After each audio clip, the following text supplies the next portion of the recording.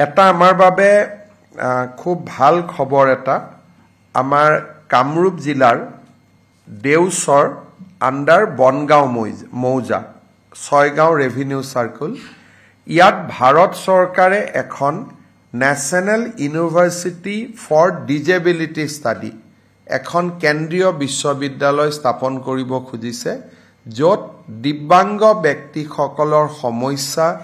তেওঁলোকৰ লগত জড়িত বিভিন্ন কোৰ্স পাঠ্যক্ৰম ইয়াত অনুমোদন হ'ব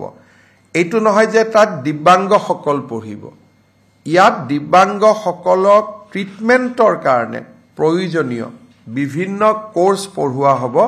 সেইকাৰণে ইয়াৰ নাম দিয়া হৈছে national university for disability studies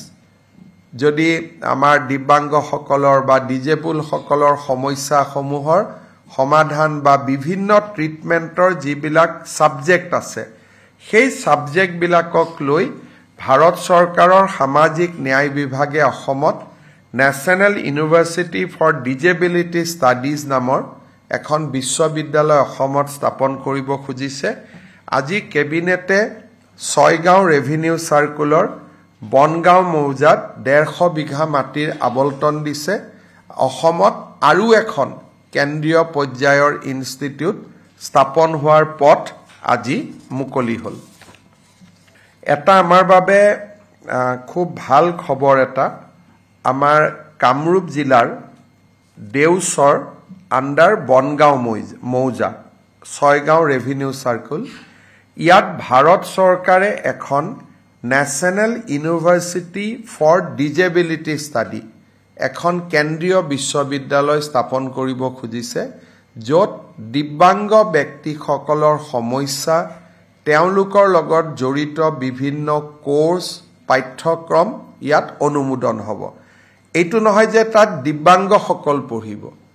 ইয়াত দিব্যাংগসকলক ট্ৰিটমেণ্টৰ কাৰণে প্ৰয়োজনীয় বিভিন্ন কোৰ্স পঢ়ুৱা হ'ব সেইকাৰণে ইয়াৰ নাম দিয়া হৈছে নেশ্যনেল ইউনিভাৰ্চিটি ফৰ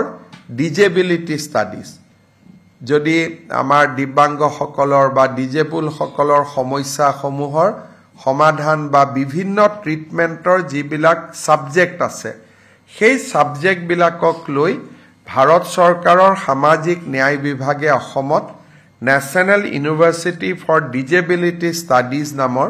এখন বিশ্ববিদ্যালয় অসমত স্থাপন কৰিব খুজিছে আজি কেবিনেটে